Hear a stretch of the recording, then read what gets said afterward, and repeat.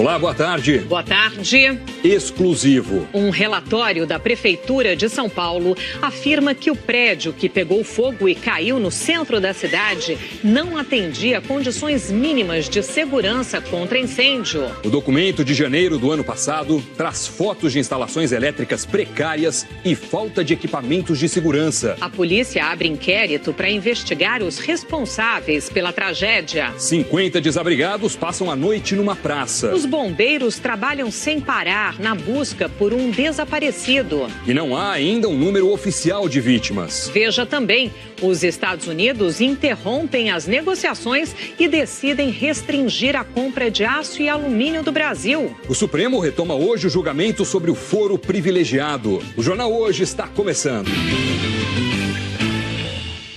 Os bombeiros passaram a noite e a manhã de hoje trabalhando nos escombros do prédio que desabou ontem de madrugada no Largo do Paissandu, centro de São Paulo. Mais de 36 horas depois, ainda não se sabe ao certo o número de vítimas. Mas um documento conseguido com exclusividade pela TV Globo comprova que a situação do prédio era conhecida pelas autoridades. A gente vai conversar agora com os repórteres José Roberto Burnier e Bruno Tavares, que estão no local. Nós vemos ali a fumaça ao fundo de vocês. Boa tarde para ambos.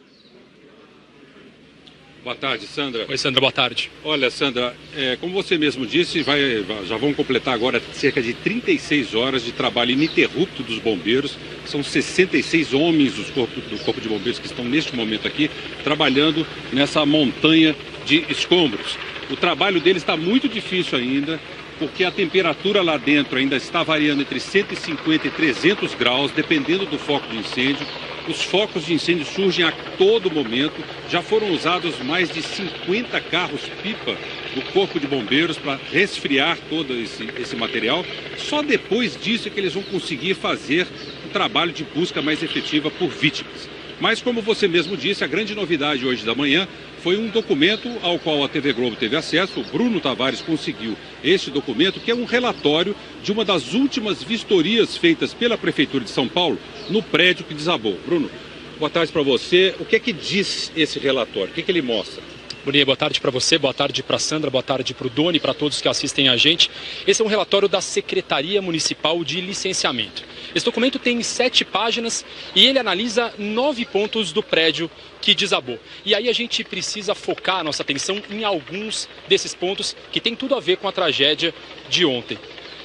Esse documento, ele traz, por exemplo, informações sobre extintores. Não há extintores instalados na edificação. Não havia. Os engenheiros percorreram o prédio inteiro, não havia extintores. Também falam sobre hidrantes.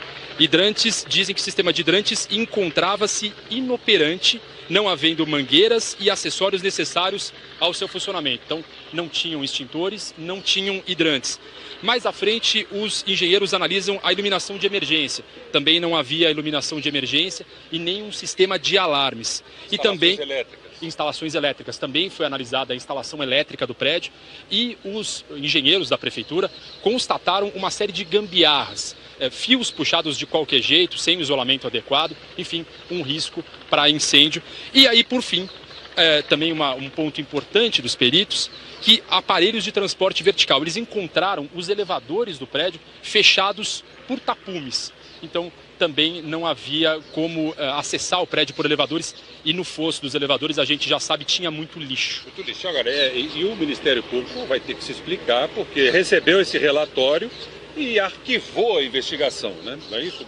Exatamente. O promotor de habitação e urbanismo que estava com esse material, que havia pedido, inclusive, essa vistoria para a prefeitura, concluiu que era o momento de arquivar esse inquérito, essa investigação, um inquérito civil público, que apurava a condição de segurança do prédio, porque a prefeitura, ela disse que vinha fazendo um trabalho para tentar desocupar esse prédio e remover essas famílias, retirar essas famílias que viviam aqui. Hoje de manhã sobre isso. Exatamente, a gente fez uma reportagem sobre outros aspectos dessa investigação que começou oficialmente hoje. Vamos acompanhar. O que fez esse gigante de 26 pavimentos desabar com tanta fragilidade é a pergunta que peritos e autoridades precisam responder. O inquérito aberto hoje tem apenas o depoimento dos policiais militares que combateram o incêndio. Por enquanto, só suspeitas. A primeira linha de investigação é no sentido de que foi um acidente provavelmente doméstico. O inquérito policial vai ouvir as pessoas que estavam no prédio, já existem algumas informações. Ontem mesmo, os engenheiros peritos da Polícia Científica começaram a trabalhar e foram até os escombros. Mas a coleta de vestígios só começa depois que os bombeiros liberarem o local. O que só vai ser feito quando houver a certeza de que não há vítimas debaixo dessa montanha de entulho. Como é um incêndio de grandes proporções, nós estamos estudando sobre uma explosão ou pode ser até criminoso. Para esse homem que morou num prédio vizinho, o incêndio foi o desfecho do que ele denunciou há 3 anos. Eu sabia que esse prédio ia cair. Ele estava pendendo para essa nossa direção aqui. Ele estava ruindo. Rogério Balec foi ao Ministério Público em agosto de 2015 para falar de suas preocupações. O MP instaurou um inquérito e determinou que os bombeiros fizessem uma vistoria no prédio. Em março deste ano, em outro documento, o Ministério Público de São Paulo recomenda o arquivamento. Informa que a Defesa Civil vistoriou o imóvel e não encontrou riscos estruturais, mas que a instalação elétrica estava em desacordo com as normas aplicáveis, assim como o sistema de combate a incêndio. Os bombeiros também vistoriaram o prédio e encontraram muito lixo espalhado pelos andares e no fosso do elevador. Material que virou combustível quando as chamas começaram. Os 10 primeiros andares do edifício de 26 pavimentos estavam ocupados. Segundo os moradores, cada andar era ocupado por famílias que moravam em barracos de madeira. Era uns 10 barracos cada andar, entendeu? Entendeu? É tudo de madeira, tudo de madeira. Esse homem fazia a manutenção elétrica no prédio que pegou fogo. Nesse edifício, ele mostra como são feitas as instalações, com fios puxados da rua. Este engenheiro, presidente do Instituto Brasileiro do Concreto, analisou as imagens da queda e diz que pode ter havido o rompimento de uma coluna. Ele teve um movimento horizontal, que deve ter havido um pilar, uma coluna lá que rompeu numa lateral do prédio, então girou o prédio e depois ele caiu. E o movimento, né, de ruptura do prédio ele foi global. Na realidade, todos os pavimentos eles desceram ao mesmo tempo. E quem deveria ter dado um destino ao prédio? O governo federal é o dono do imóvel. E a prefeitura da capital, que cadastrou os moradores num programa de moradia, tentava chegar a um acordo sobre o destino do edifício. A prefeitura fez o limite do que ela poderia fazer. Cadastrar as famílias, também não pode pedir a reintegração, porque o prédio não era da prefeitura, o prédio é da União. A gente já estava em tratativa com a União para poder receber esse prédio. O governo federal em momento nenhum vai fugir das suas responsabilidades. Mas nesse momento tão triste, não é hora de discutirmos responsabilidades, mas assumirmos a responsabilidade junto à União, governo do Estado, município, no sentido de resolver o problema dessas famílias que não só neste edifício. A gente continua lá no Largo do Paissandu ao vivo com José Roberto Burnier. Burnier, amanhã a prefeitura vai fazer uma vistoria nos prédios aí no centro, né? Que informações você tem sobre isso? Pois é, Sandra, depois que esta tragédia aconteceu, o prédio pegou fogo e desabou, agora a prefeitura diz que vai vistoriar a partir de amanhã de manhã 77 imóveis aqui no centro da cidade que estão ocupados por moradores sem teto. O secretário municipal de Segurança Urbana falou sobre esse assunto agora de manhã, vamos ouvir. Nós temos aqui mapeado próximo de 77 edificações nessas condições. A nossa ideia é começar o quanto antes, portanto, talvez amanhã a gente já comece esse trabalho. A intenção é mitigar ao máximo os riscos das pessoas para que a gente possa ter cada vez mais segurança. Bom, enquanto a prefeitura se prepara para fazer essas vistorias, os bombeiros estão trabalhando, gente, atrás dessa montanha que vocês estão vendo aqui. Eles dividiram isso aqui por 4 quadrantes, eles estão lá atrás, fazendo um trabalho ainda muito manual, e a novidade é que os cães farejadores hoje de manhã tiveram um comportamento um pouco diferente do que tiveram ontem. Eles acham que eles estão chegando próximo de onde possa estar o Ricardo Amorim, aquele rapaz que quase conseguiu ser salvo pelos bombeiros, mas acabou caindo junto com um prédio, ou ele vivo, ou infelizmente o corpo dele. Mas de qualquer maneira os cães tiveram um comportamento já diferente. O Thiago Scheuer acompanhou todo esse trabalho desde a madrugada. Vamos ver. É um trabalho que parece não ter fim, e foi assim durante toda a madrugada de hoje. Essas imagens feitas pelos bombeiros no meio dos escombros mostram como o trabalho é difícil. Com as mãos, eles reviram o que conseguem e retiram parte do entulho. As escavadeiras passaram a manhã enchendo caminhões com restos do prédio. Nem parece que bem ali existia um edifício de 26 pavimentos. Por enquanto, os bombeiros só mexeram no material que está em volta da imensa pilha de escombros. É que essa parte está um pouco mais resfriada que o restante. E eles não param de jogar água em direção ao entulho.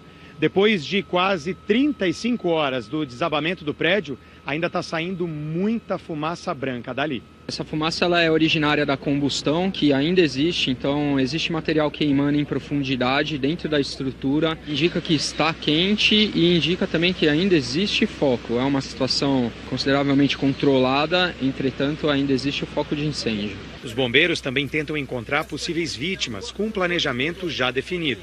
Essa área aqui é a área que nós chamamos de área quente, a área que tem maior prioridade, possibilidade de encontrar vítimas. Esse quadrante, ele é o quadrante que a gente está chamando de quadrante 1, é a nossa prioridade. Nós tivemos informações concretas de uma vítima através de imagens, de uma vítima que ela estava durante a madrugada de ontem, quando o prédio estava em chamas, ela estava apoiada num cabo de aço. Então essa vítima que estava apoiada num cabo de aço, durante o colapso estrutural do prédio, ela caiu nessa região.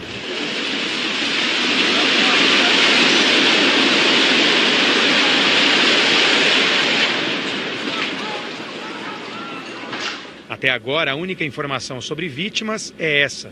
Pelos relatos e registros de quem vivia no prédio, a polícia trabalha com uma lista de quase 50 desaparecidos. O nosso objetivo é ampliar o raio de busca e localização. Nós temos cães farejadores todos os dias trabalhando, e inclusive ontem eles sinalizaram que havia possibilidade de vítima nessa área. Ele teve um comportamento que traz essa informação para nós. Porém, como ainda tem muita caloria, sempre que ele ia se aproximar, ele parava e recuava. Então a gente está hoje acreditando que vai ter resfriado e a gente vai ter informação mais precisa. Nos trabalhos de busca, os bombeiros usam cães farejadores e drones, aqueles equipamentos que fazem imagens sobrevoando a área. Existe a possibilidade de nós encontrarmos sobrevivente até com praticamente uma semana de atividade. Porém, conforme o tempo vai passando, vai minimizando, vai diminuindo essa possibilidade. Mais de 400 pessoas foram cadastradas por assistentes sociais da Prefeitura de São Paulo. Muitos moradores não quiseram ir para abrigos e 50 deles passaram a madrugada na rua. A reportagem é de Patrícia Falkowski. Os primeiros passos da Sofia estão sendo em cima desse colchão. Com 1 ano de idade, a luta dela é para ficar em pé. O da Daisy é explicar para os outros 6 filhos que a vida deles hoje está assim, improvisada. Por enquanto, este é o endereço da família. Meus outros dormiam aqui dentro e eu dormi com ela aqui. Que ela mama o peito, ela dormiu comigo aqui.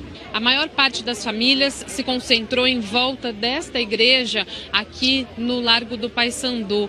E foi uma noite bem difícil. Muitos dormiram em colchões mesmo, aqui em volta, um do lado do outro. E alguns moradores conseguiram barracas. E aí a gente percebe que nesse momento ainda tem muita gente por aqui passando.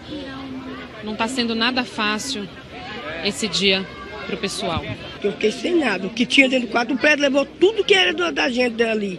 O prédio desceu e levou tudo. E como nós está na rua e a reciclagem, ali era o favorável. Eu mesmo ia arrumar um emprego esses dias e não consegui porque não tinha onde morar. Pelo menos 50 moradores passaram a madrugada em frente à igreja.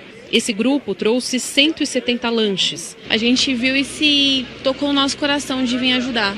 A Prefeitura de São Paulo disse que ofereceu abrigos para os moradores. Nós estabelecemos pontos de apoio para que as pessoas que estão aqui na praça possam ir buscar alimentação, um banho quente, descansar. Mas um dos coordenadores do Movimento de Luta Social por Moradia disse que o grupo não quer ir para os abrigos. Essas famílias não querem ir para lá com medo de serem esquecidas. Segundo a Prefeitura, mais de 300 pessoas moravam no prédio. Um deles é Ricardo. Ele estava no 8º andar no momento do incêndio. O repórter cinematográfico Abiatar Arruda filmava quando um bombeiro tentava salvá-lo. O bombeiro já tinha jogado a corda e o homem se preparava para ser içado. Quando vi o prédio pelo visor da câmera se mexer, eu abri porque sabia que o prédio ia cair.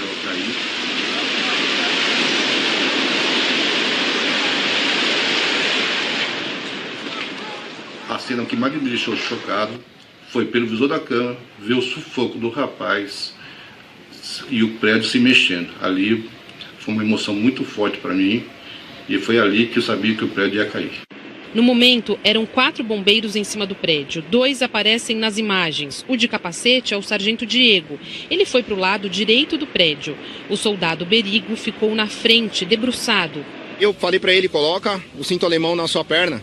Ele colocou em uma das pernas, ele estava totalmente preso já. Infelizmente, caiu mais ou menos 6 ou 7 andares sobre ele, tensionou a corda e a corda não aguentou o peso. Eu não daria 30 ou 40 segundos para a gente conseguir finalizar o processo. Os bombeiros acharam o cinto usado no resgate e a cadeirinha. E agora continuam tentando encontrar Ricardo. A gente está chamando essa área aqui de setor 1.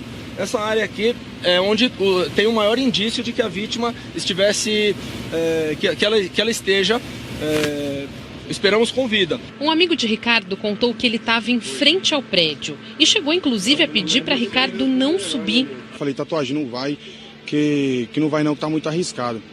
E, infelizmente mesmo, o fogo estava muito alto. E ele subiu, do jeito que ele subiu, ele só desceu as 4 crianças que eu vi, deixou na porta do prédio, assim, na portaria, e deixou. Aí eu só vi ele assim, de relance, assim, na hora que ele já deixou as crianças e voltou. E subiu lá em cima de novo. Ricardo trabalha descarregando caminhões na região central de São Paulo e mora sozinho.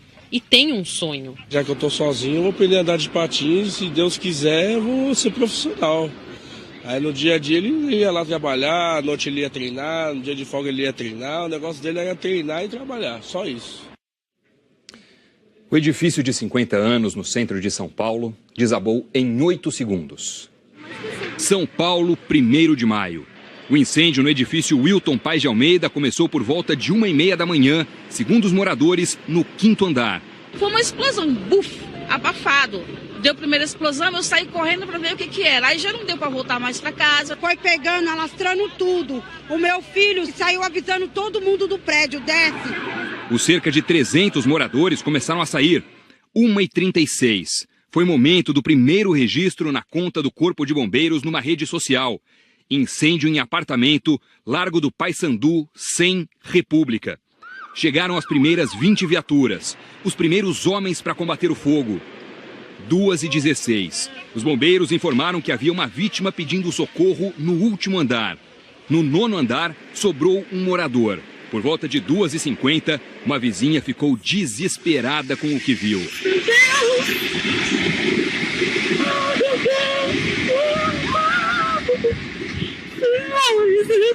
Meu pai! Cerca de 1h20 depois do começo do incêndio, o edifício Wilton Paes de Almeida estava no chão. Ainda de madrugada, o fogo atingiu outros prédios. 8h50 da manhã. O fogo, que parecia controlado, se alastrou para o último andar do prédio vizinho, que tinha labaredas e fumaça preta. 9h20 da manhã. Começou o delicado trabalho de buscas por possíveis sobreviventes, que durou toda a terça-feira. E ainda continua. Exatamente, os bombeiros continuam buscando as vítimas do desabamento e a gente continua por lá com o Burnier. Burnier, há pouco você falou que os cães estão tendo aí um comportamento diferente de ontem à noite. Alguma notícia? Não, notícia ainda não. Eles estão lá, como eu disse, eles estão na parte de trás dos escombros, tentando achar esse rapaz, o Ricardo. Reparem naquilo que eu falei agora há pouco, olha lá. Agora estão de novo jogando água numa área ali, porque descobriram um novo foco de incêndio. É o tempo inteiro isso, né? Já usaram quase 60 carros-pipa para tentar resfriar toda essa estrutura. Toda essa região aqui em volta dos escombros está interditada. Então, aqui na rua Antônio de Godoy, onde ficava o prédio, todas as lojas, comércio, vários comércios, restaurantes, bares, lojas de produtos eletrônicos, está tudo fechado. Claro, as pessoas estão tomando, os comerciantes estão tomando esse prejuízo, mas não tem o que fazer, porque o bombeiro precisa de ter essa segurança para trabalhar. Além disso, 5 prédios aqui ao redor foram interditados. E quem acompanhou isso muito de perto foi a repórter Ana Paula Campos. Vamos ver a reportagem dela. 5 prédios no entorno do edifício estão totalmente interditados pela Defesa Civil.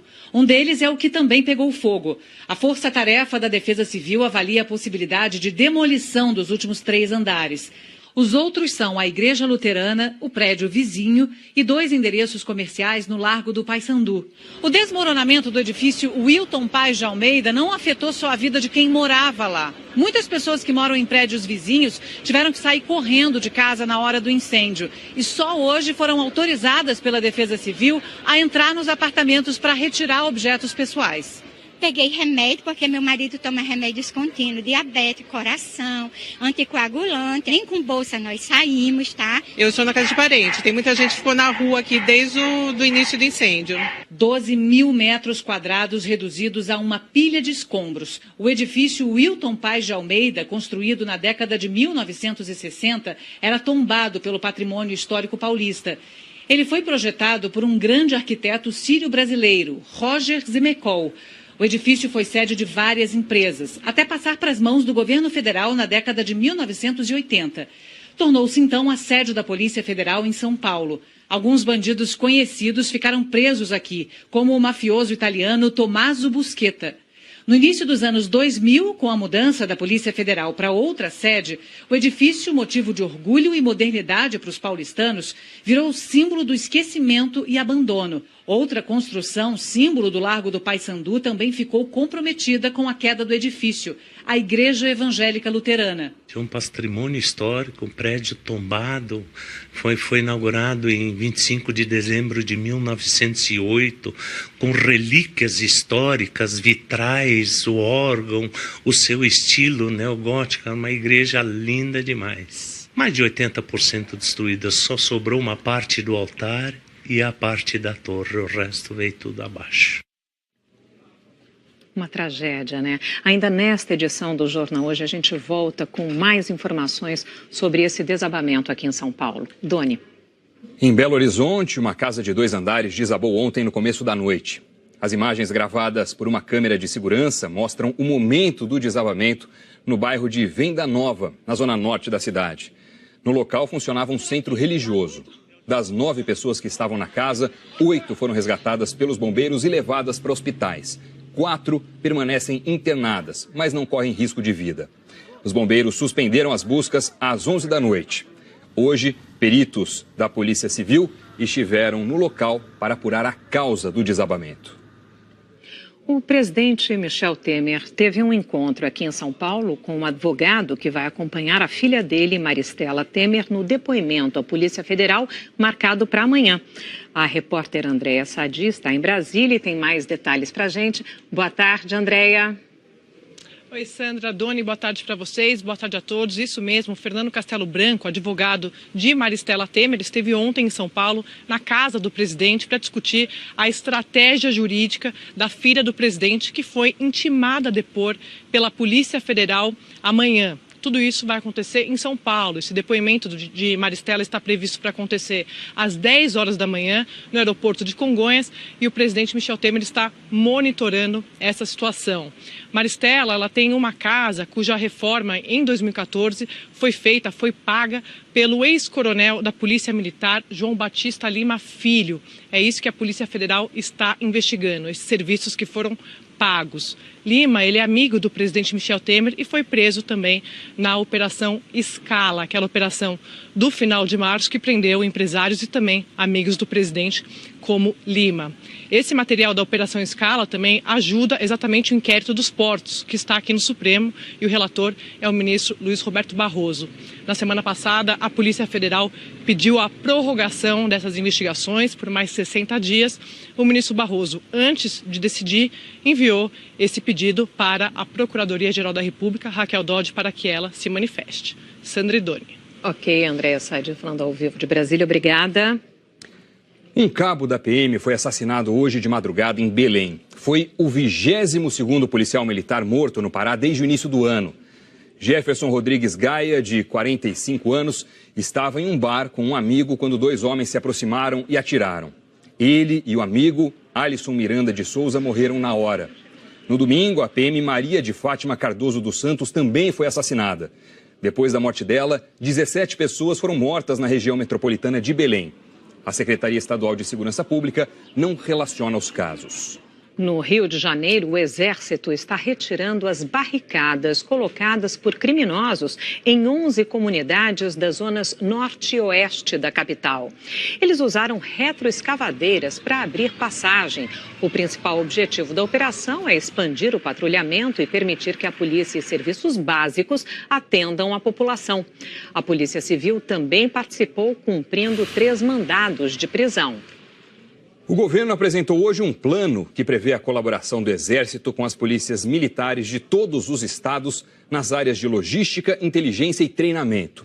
O Exército também deverá colocar à disposição da Polícia Militar pessoal e equipamentos para auxiliar no planejamento da segurança pública estadual. O plano passa a valer a partir de hoje e terá um investimento de 5 milhões de reais.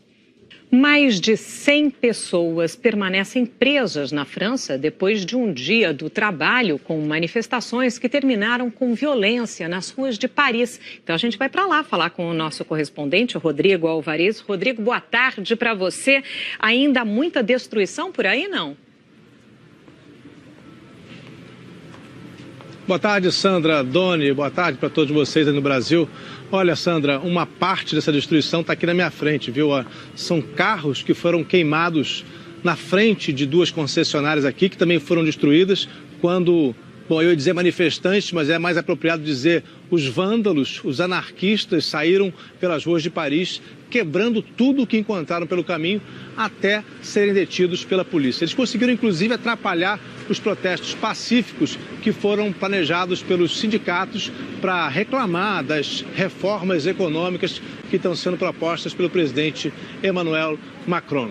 É muito provável que não tenha sido coincidência que isso que a gente está vendo aqui tenha acontecido justamente quando a França começa a relembrar outras manifestações, as que aconteceram em maio de 1968. Naquela época, 50 anos atrás, estudantes e sindicalistas saíram pelas ruas de Paris protestando contra uma série de coisas, mas foram manifestações bem diferentes dessa demonstração de ódio que a gente está vendo aqui.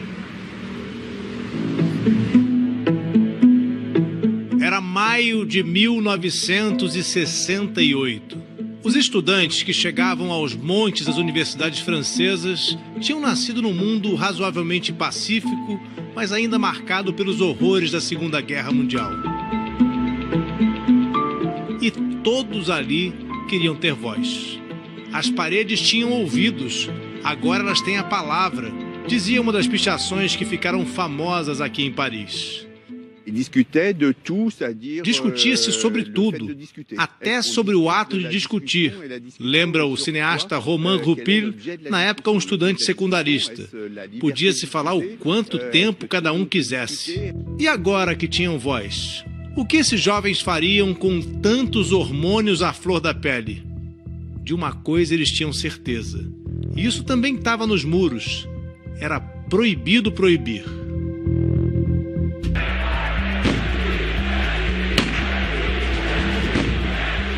A revolta começou na Universidade Nanterre, liderada entre outros por Daniel Cohn-Bendit, e logo nos primeiros dias de maio chegou à Universidade Sorbonne, onde Henri Weber era um dos líderes.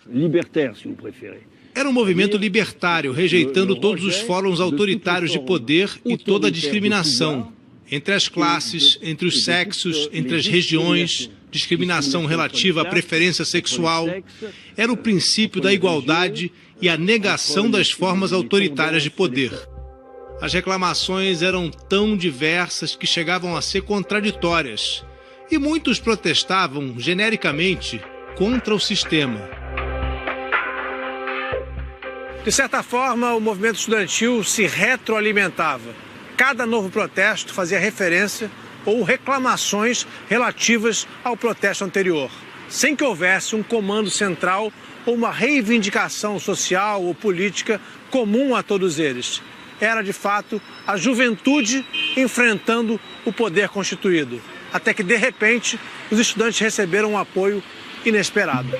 Apoiando-se no radicalismo daqueles que não tinham razões econômicas para protestar, sindicalistas começaram uma onda de greves pedindo melhores condições de trabalho. A sindicalista Eliane Bressol viu seus colegas sindicalistas perderem a cabeça. Em um piquete de greve que estava lotado, o chefe que mais nos fazia sofrer quase terminou espancado. Em 21 de maio, 7 milhões de trabalhadores fizeram a maior greve da história da França. No dia 29 de maio, o presidente Charles de Gaulle desapareceu por 6 horas, mas voltou, amparado pelos militares, convocou eleições e venceu. O que restaria então daquela revolta juvenil com apoio operário? Críticos veriam o maio de 68 como uma manifestação exagerada de uma juventude que se rebelava apenas porque não gostava de autoridade. Mais tarde, no entanto, quando o tema entrasse nos livros de história, aquilo tudo seria visto como uma revolução cultural de longo alcance, capaz de promover mudanças já em seu tempo, como, por exemplo, dando mais espaço às mulheres. Elas passaram a criar movimentos feministas, relembra Romain Goupil, reivindicando a liberação de seus corpos e de sua sexualidade. E a sociedade, de maneira geral, continuaria mudando, mesmo que lentamente, até os nossos tempos. De alguma forma, a exigência por mais liberdade de expressão e mais igualdade entre os seres humanos continuaria ecoando pelo mundo e seria interpretada por muitos como uma consequência direta daqueles protestos descoordenados e impulsivos, para sempre lembrados como Maio de 68.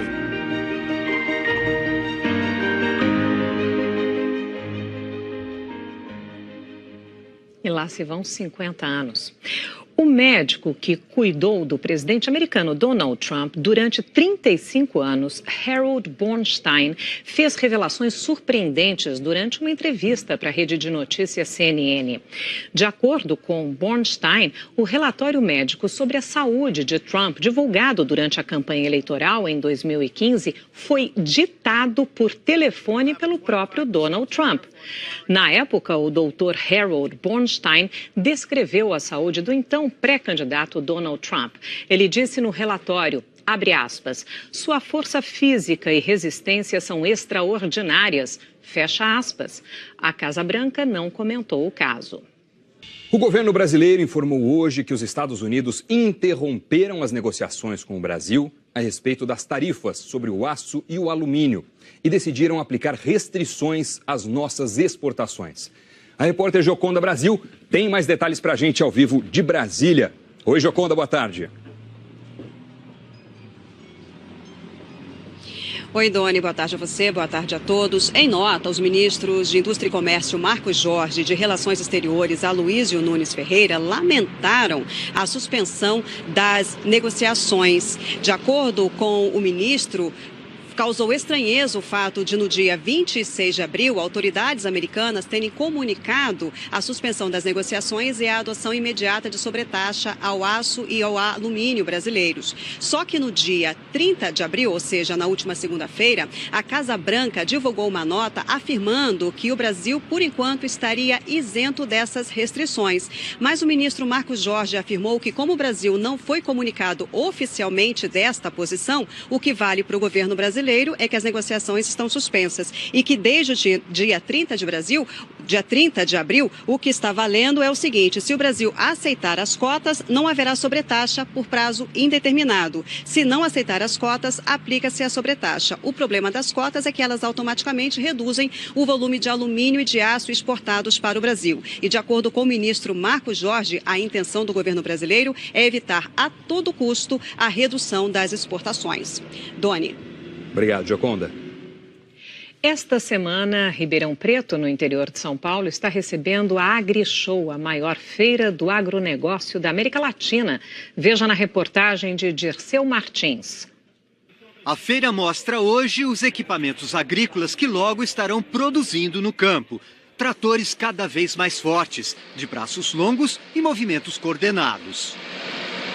Essa colheitadeira colhe 440 toneladas de soja em 8 horas. É praticamente uma fazenda inteira no mesmo dia.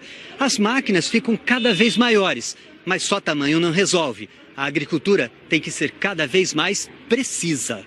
Para fazer a análise de solo, este robô, desenvolvido em parceria com a Embrapa, usa raio laser, só 5 gramas de terra e dispensa produtos químicos. Para analisar o solo hoje, a gente precisa misturar o solo com produtos químicos.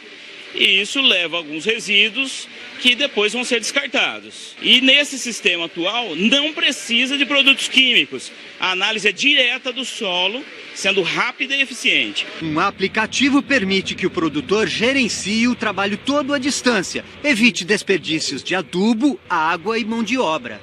Vê na fazenda, o campo. Lugar bem realista, viu? Parece brincadeira de criança, mas não. Produzir de forma sustentável é um campo cada vez mais sério. O agricultor tendo esses mapas em tempo real, ele consegue verificar o que efetivamente está acontecendo na fazenda dele e tomar decisão no mesmo dia se tiver algum problema, se tiver alguma ação que ele tenha que tomar para melhorar suas práticas agronômicas.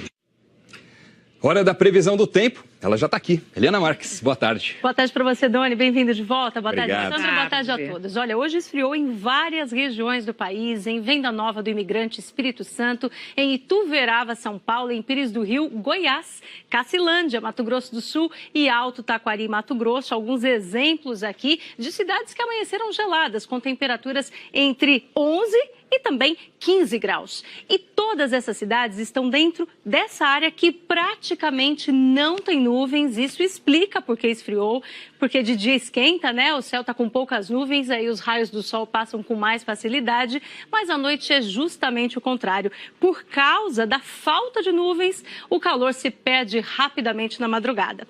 Aí depois que amanhece, começa tudo de novo sol, de novo calor. Vejam que agora à tarde vai esquentar bastante, máxima de 35 graus em Palmas, de 27 em Brasília, 30 em Goiânia, Campo Grande e Cuiabá mais quentes ainda.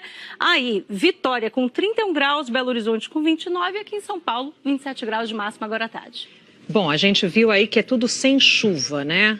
Essa quentura laranja e vermelha. Onde chove? Pois é, tudo sem chuva, só aqui em São Paulo pode ter uma garoazinha à noite. Agora, chuva mesmo está prevista para as bordas do Brasil, principalmente aqui, olha, região norte e também litoral norte da região nordeste. Já do litoral do Rio Grande do Norte até o da Bahia, uma chuva mais fraca hoje. Rio de Janeiro, parte do litoral de São Paulo também podem ter chuva. E na região sul, previsão de chuva do Rio Grande do Sul até o leste do Paraná, podendo ser uma chuva mais forte no litoral paranaense e também no Vale do Itajaí, em Santa Catarina, onde já choveu hoje. Em Florianópolis, máxima de 26 graus, Boa Vista, com possibilidade de bastante chuva também, máxima de 30 ainda em São Luís, em Salvador e no Rio de Janeiro, lembrando que Rio e Salvador com chuva fraca hoje. Agora no Rio tem risco de mar agitado, da capital até a cidade de Arraial do Cabo, possibilidade de ressaca também entre Rio Grande no Rio Grande do Sul, em Laguna. A gente vê ali, olha, que as ondas vão até 2,5 metros, 3 metros, isso de hoje à noite até amanhã. Falando nisso, o que mais você destaca para amanhã? A chuva forte, ela ainda vai pegar ali, olha, uma parte do Rio Grande do Sul, leste do estado, principalmente aqui as regiões mais próximas do litoral e, de novo, o litoral de Florianópolis, chegando até parte da região do Vale do Itajaí. Chuva volumosa nessa área, reforçando, então, isso hoje e amanhã. Tá certo. Até amanhã. Até. Tchau. O Supremo Tribunal Federal retoma daqui a pouco o julgamento sobre o chamado foro privilegiado de deputados e senadores, que hoje só podem ser julgados pelo STF. Vamos a Brasília falar ao vivo com a Flávia Alvarenga. Flávia, boa tarde para você. 3 ministros ainda não votaram. Oi, Doni, boa tarde. Isso mesmo. Faltam, portanto, os votos dos ministros Gilmar Mendes, Ricardo Lewandowski e Dias Toffoli, que foi quem pediu mais tempo para analisar essa ação em novembro do ano passado e, por isso, o julgamento foi suspenso. Mas 8 ministros até agora, a maioria, portanto, já votou a favor da restrição do foro privilegiado para deputados e senadores.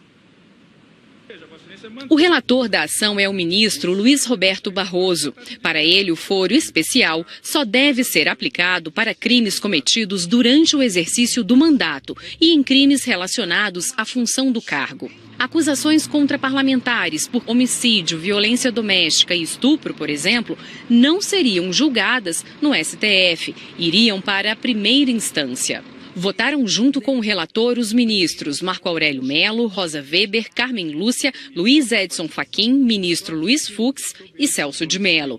O ministro Alexandre de Moraes também defendeu a restrição ao foro. Mas para Moraes, o foro deve valer para todos os tipos de crime, desde que cometidos durante o mandato. O número de vítimas sob os escombros do prédio que desabou ontem no centro de São Paulo aumentou. Então a gente volta a falar com o repórter José Roberto Burnier, que está lá no Largo do Paissandu.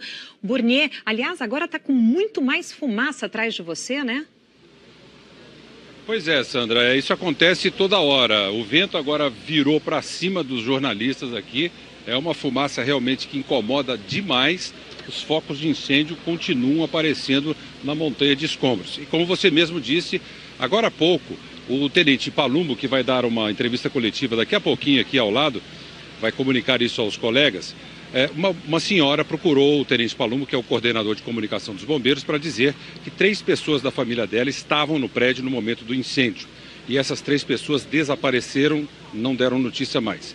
Então, os bombeiros passam a lidar de agora em diante com 4 desaparecidos oficialmente. Vale lembrar que das 317 pessoas cadastradas pela prefeitura que moravam no prédio, 49 ainda não se apresentaram às autoridades. Não quer dizer que elas estejam debaixo dos escombros, mas existe, infelizmente, essa possibilidade, viu? Sandra e Dona. Ok, Burnier, obrigada. Portanto, o número oficial, por enquanto, de desaparecidos é 4. O drama da falta de moradia é o tema de hoje do Profissão Repórter.